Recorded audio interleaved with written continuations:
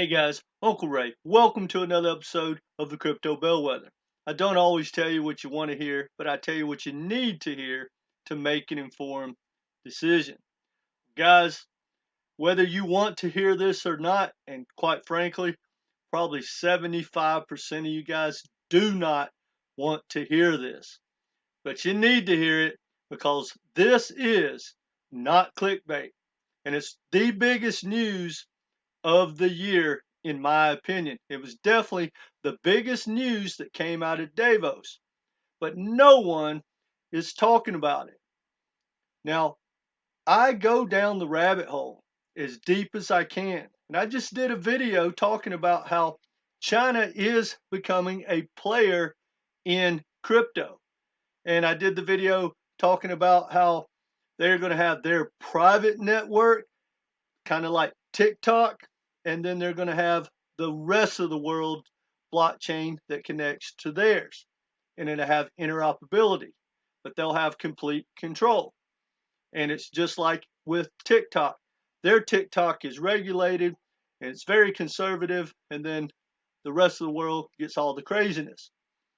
Now, I'm not kidding when I tell you that there's a chance that XRP and the XRP ledger and the application, as we know, of being such phenomenal technology, and it is, does not have the relevance we thought it did, especially now.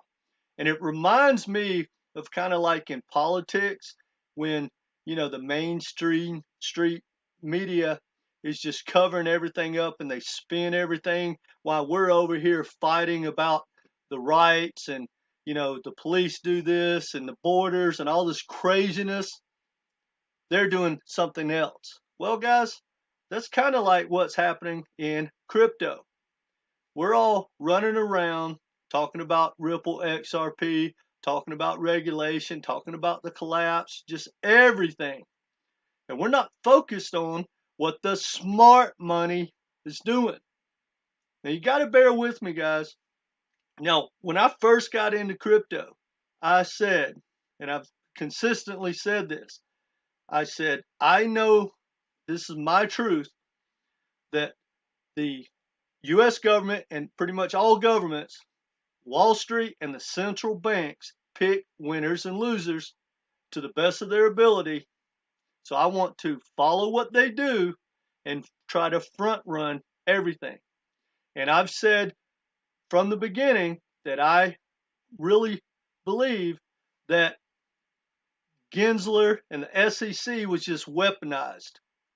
There's a lot bigger entities pulling the strings behind the scenes. Now, I don't want to get into all that, but I've tried to put the pieces together of why did they go after XRP and not Ethereum and not, the other 22,000 tokens. But I knew that it was to slow them down no matter what. I don't know if it's to cancel them or what. But now I went down the rabbit hole like 6 or 8 months ago, and I uncovered at that time, everyone knows it now, that JP Morgan, Goldman Sachs, R3 Quarter, Wells Fargo, they all have their own private blockchains, IBM. And I was like, wait a minute, they're cutting us out of the picture. So I had a conversation with a developer, and he said, no, Ray, they can't cut us all the way out because no matter what, all private blockchains have to have the interoperability to move around the globe. And so that made me feel better. But guys, now I've uncovered they had a bigger, different plan, and they're going to the next level of taking every opportunity that they can away from us. Now, full disclosure, I own XRP and pretty much all the ISO20022 compliant banking tokens, and I'm still very bullish. Now, stay with me because this is going to seem extremely negative. But for me, the good news is I know now how to proceed as stacking my bags. And, the rosy outcome might not be what I thought, but it allows me to pivot and maybe put my money in different projects, or at least have a real understanding, for instance, how far XRP can run, and what are the other blockchains that are involved in banking, what is their real opportunity long term. Because see guys, here's one thing that really I struggle with when I do all my research, is all the hype about, say, XRP. And when I comment or try to get more information and ask these hard questions, which I've been asking, I get the answer of, well, you don't do your research. Well, guys, I do more research than 99% of everyone out there. I can promise you that. I've been down the rabbit hole researching Ripple and their business plan and everything, reading David Schwartz, 7 years of Reddit's, trying to understand ODL and everything. That's all I do. I keep going down the rabbit hole till I get to the bottom. And most people that are hyping XRP, they don't go down the rabbit hole. They're very biased. They put their blinders on and they just follow what's going on with XRP. Well, you need to follow the competition. The legacy banks, I've said from day one, are going to fight tooth and nail not to let anyone have market share. Same with SWIFT. All the governments, Wall Street, everyone wants to control this technology. And it's not going to just let John Q. Public like me and you go in and make millions and millions of dollars and have a level playing field if they can't stop it. Well, anyway, guys, that leads us to this right here, because they have everything in place to pretty much take everything they need from us in the opportunities in banking. Cross-border payments, not going to look anything like what you thought. CBDCs, they're going to stablecoins. Everything is going to be different than you think. And we're going to get into this, and I'm going to show you who's going to get the lion's share. Now, to me, the good news is we're still going to be able to have a lot of opportunities. But none of the projects that we're probably looking at as far as banking are going to get the lion's share. There is not going to be, XRP at $100, $1,000, $10,000, $50,000. Guys, they are not going to dominate the banking, cross-border payments. ODL, it might be obsolete. And you can quote me on that. And feel free to fire back at me if I don't justify that statement. But look, don't just cancel culture me and say, oh, you're stupid, you don't know what you're talking about. Guys, because this is real factual. This is happening whether you like it or not. So I'm going to walk you through what I've uncovered, and I highly recommend all of you guys go down the rabbit hole, because the legacy banks, the big powerhouses, are going to control the majority of everything from DeFi to anything to do with banking, and as much of crypto as they absolutely can. So let's get into it. Now, while we're over there chasing our tail about different projects and all the craziness in crypto, how many of you heard about this? Check this article out. Now, this is like 2021 in September. Secretive digital fiat project emerges with the new partner as CBDC chatter grows. Well, this isn't about XRP, guys. Why didn't anyone jump on this back then? Then it says Finality, a high-profile digital fiat project backed by 14, now 16, big-name financial institutions, is teaming with Consensus, Ethereum, JP Morgan, right? Backed Adhara. Guys, when they say 14 big financial institutions, they're talking about the biggest of the big, honestly, the only ones that really matter. That's who they're talking about. Now, bear with me. Well, check this out. The future of CBDCs. Why we invested in Adhara. That's those 14 major corporations and banks talking about that. Well, let's read who some of them are, guys. These are the power players that I follow all the time, and I did not know about any of this. Well, check this out. Let's see who they are. Let's see. Bear with me, guys. Did I miss it?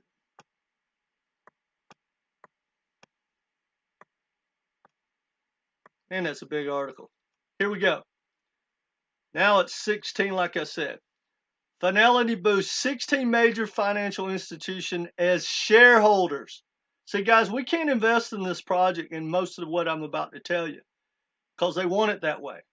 The shareholders are Barclays, Credit Suisse, UBS, Banco Santander, ING, KBC, Bank of York Mellon. Remember the big deal with tokenization and custody and all that they're putting together? State Street, the largest crypto investor, if my memory serves me right. The Nasdaq, MUFG, Sumitomo Mitsui Banking Corp. Guys, those are the power players.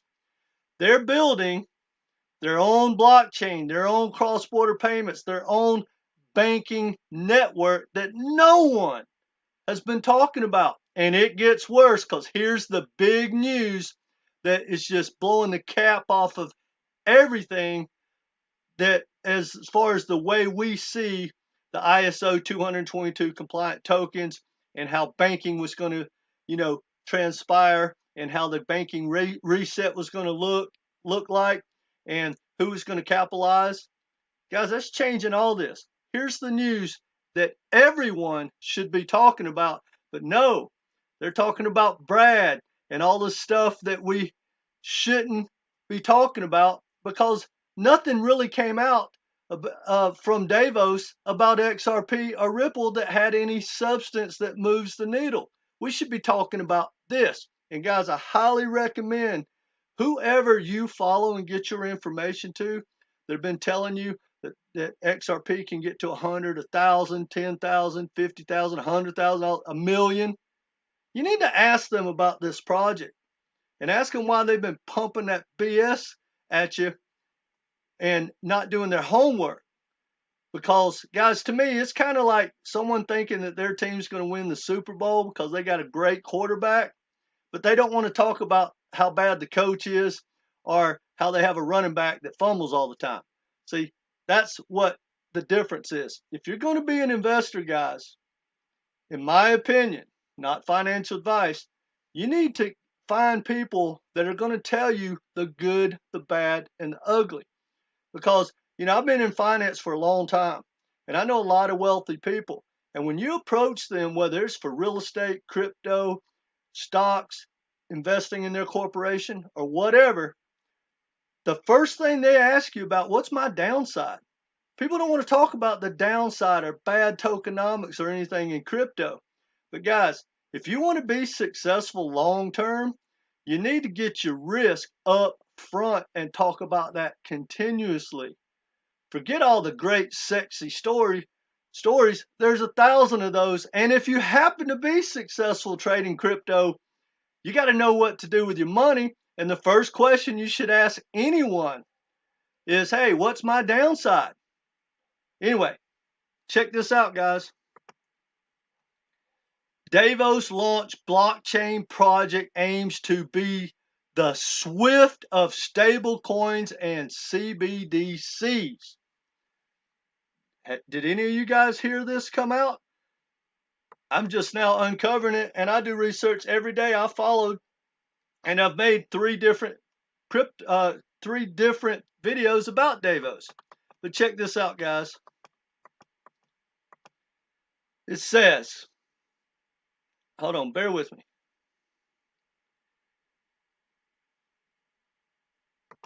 Red Date Technology, the blockchain infrastructure firm that is also leading one of China's blockchain efforts. So this is China's third project in crypto.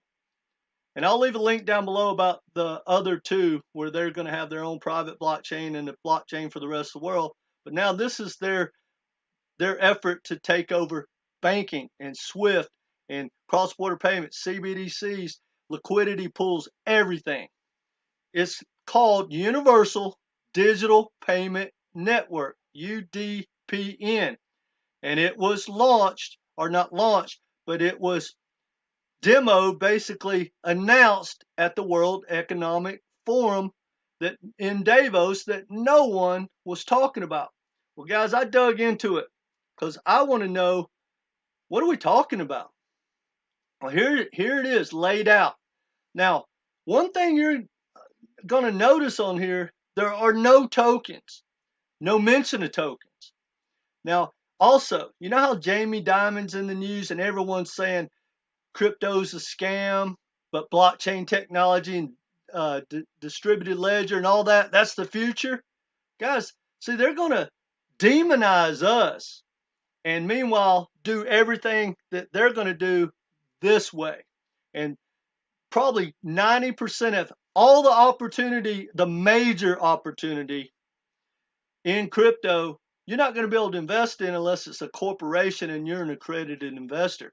And we'll be lucky if you don't have to be for whatever 10% they leave us or whatever that looks like. Now, the good news is I still believe that we're all going to have a lot of great opportunity in the next 10 years. None of that's changed, but you need to pay attention about what the real opportunities are and don't listen to anyone's hype, including mine. When you hear something, I highly recommend go down the rabbit hole and see what has merit. Now, check this out because I've done some digging and you got to stay with me, guys. And it's not all negative. We'll talk about the positive at the end for some of the tokens like Hbar. But bear with me. If you scroll down to the bottom, it says settlement token system between banks. See, guys, this talks about audits and regulations. See, all this is regulated because it's the banks. They're already regulated. They don't have to worry about this crazy regulation, right? But now look, it says MCBDC Bridge, Finality, Global Payments, JPM Coin. So let's check out. I had never heard of MCBDC Bridge. Well, what is that? Look at that, guys. Connecting economies through CBDCs. Guys, this is China's rollout, and China has gotten bed with JP Morgan and all the powerhouse players, all the banks in the world to dominate and keep control over banking. Now, Finality, that's the second name. Check this out. Utility Settlement Coin, USC, continues to evolve. Guys, that was 2019. Why haven't we heard that? Now, guys, I highly recommend, if you really care about your money and want to educate yourself, and I'm going to do multiple videos on this, but go to finality.org. finality.org. And guys, click on all these topics. It's unbelievable about what they talk about. How, like, you know, we're always talking about this happened with Hbar, this happened with XRP, XLM did this. Guys, that's 72 articles right there, just in one, talking about all the cross-border payments and banking stuff that Finality is setting up. That's a corporation that we can't invest in. Anyway, now I'm going to play you this, and then we're going to talk about the positive sides. But check this out, guys. This is the name Adhara or Adhara, whatever it is that we heard. They're the ones that all these big names are backing. Check it out. This is what they do.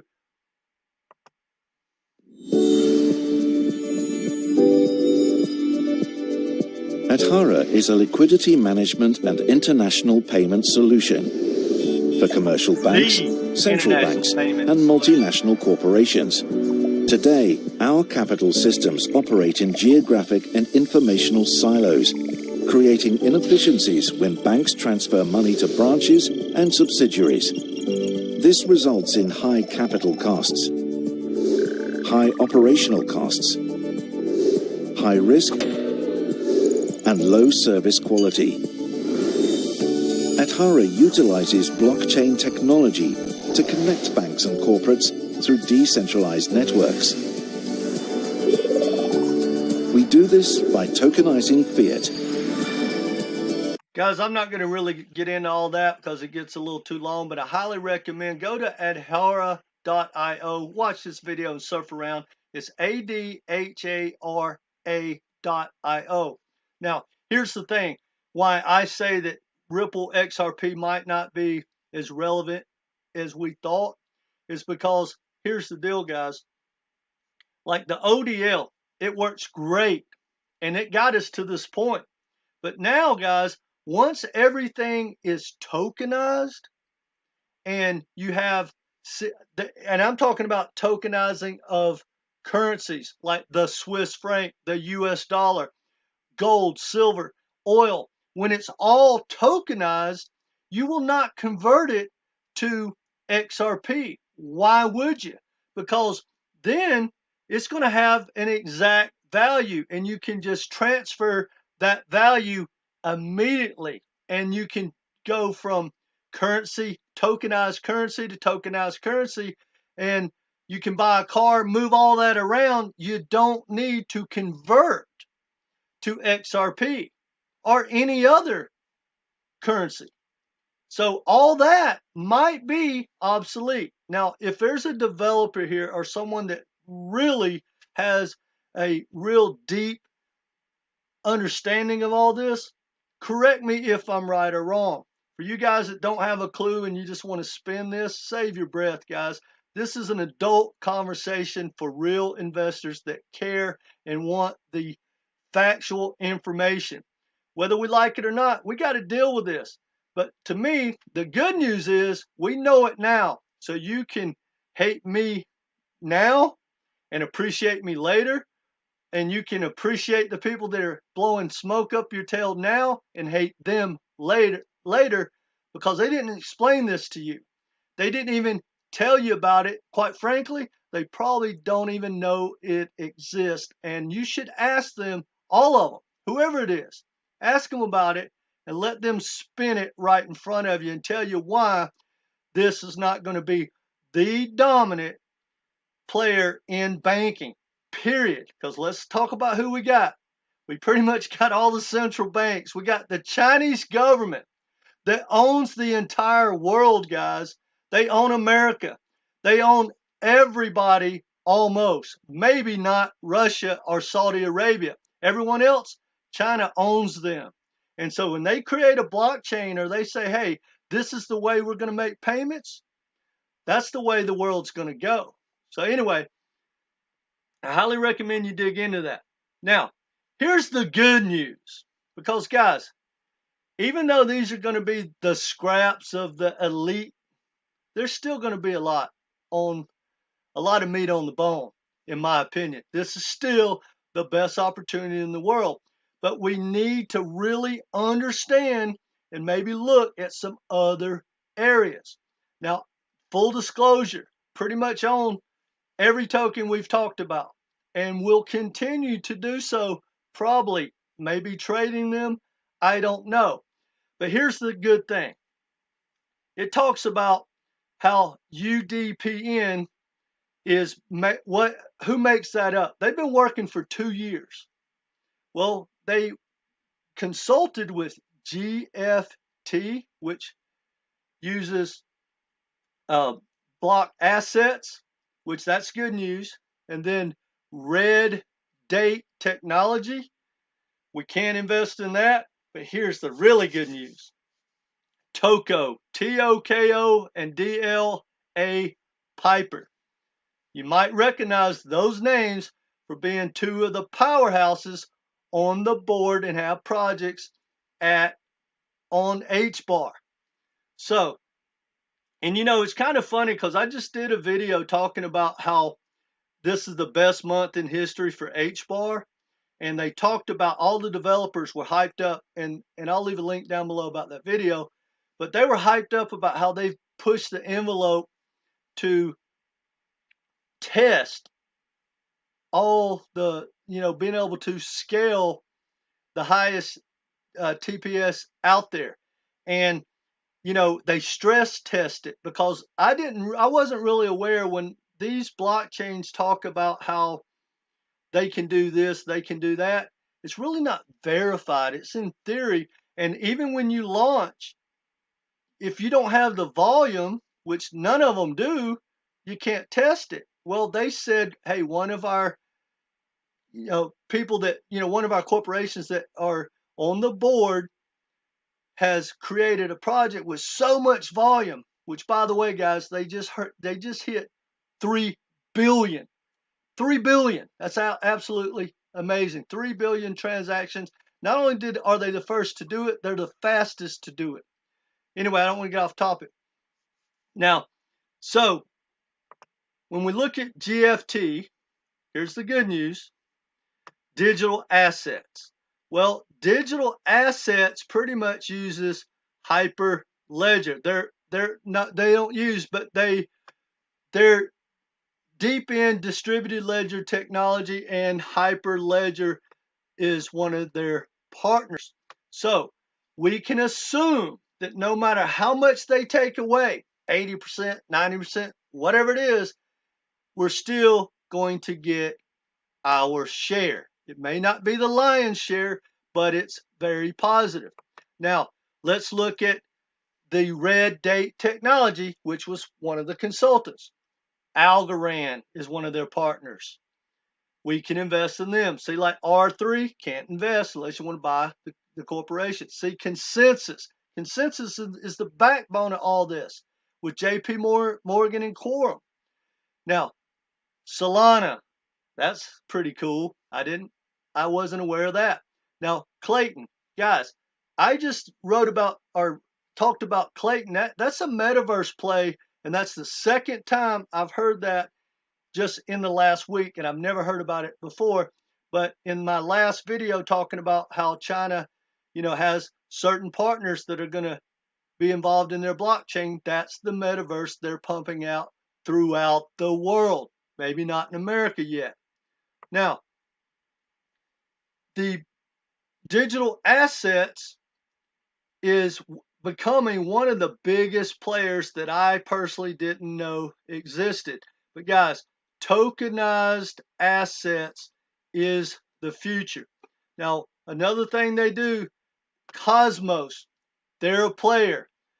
They have the interoperability with the SDK and Polkadot.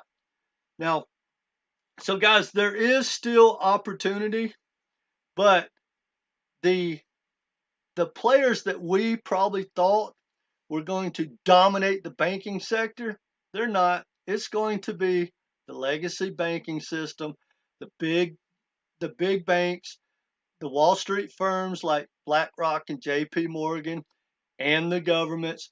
Just like I thought that's the way I thought about it before, but now they've taken it to a next level, and it can't be denied, guys. You know, we were all pumped, or at least I was, when, for instance, I found out that ChainLink was the gateway for SWIFT. And everyone has talked about how big SWIFT is to the world for all the ISO20022 compliant tokens and how they're going to be involved in whatever way, shape, or form. Well, guys, they got some competition, period. Everyone does, because China wants to dominate, and you know how they are. They want to control the world. Now, I'm going to tell you one other thing, and I'll let you go, and I really want you guys to let me know in the comment sections what you think. But this is serious information that we all need to investigate, do our homework, and see what this leads to, because the more informed you are, the more you're going to be able to take advantage of this next bull run. But I'm going to tell you this, and any developer watching, please comment and let me know a little bit more about this. But the developer, I think it was Radex. I was looking at doing a video. Now, don't quote me on this. I'm doing this by memory. But anyway, when I was doing my homework, I was watching some podcasts, and the developer was talking about how he loves to develop on whatever project that was. And he said, because, see, I can write code 24/7, and I could basically create like a layer 2 or a bridge or whatever. But I don't have to create and launch a token. I can write in the code that people have to pay to use it. Now, I do not know how all that works, but it clarified how, like, you know, when I remember Quorum and Consensus and some of the biggest players in the world, guys, don't have tokens. I'm like, well, how are they making their money? Apparently, that's how, but they are blocking us out of it. And that's probably going to be more and more and more. So anyway, guys, don't shoot the messenger. And to me, this, even though this is not the news I personally wanted, I'm glad I'm aware of it, because I was very suspicious of this happening anyway. But it's going to make me think different about what tokens and what projects, you know, I get involved into. But guys, just to be clear, in no way, shape, or form is this project in Wall Street and the U.S. government and China, they're in the legacy banking system, guys, they're going to get the lion's share of what they have now, and they're not going to let it go, and they're going to make those profits, and they're not going to share much of it with us. The good news is the part that we do have access to can be life-changing, in my opinion. Remember, this is not financial advice, but guys, I want you to do two things. Please share this with like-minded people and get more information and give me some feedback. Ask whoever it is that you follow that tell you some of the craziness, because this should give you clarity, guys, that when people tell you hyped up information like XRP is going to be worth $10,000, which is not mathematically possible, but we're not going to go there. But guys, they don't have your best interest at heart, in my opinion, and they don't go down the rabbit hole, and they're very biased and they're dogmatic.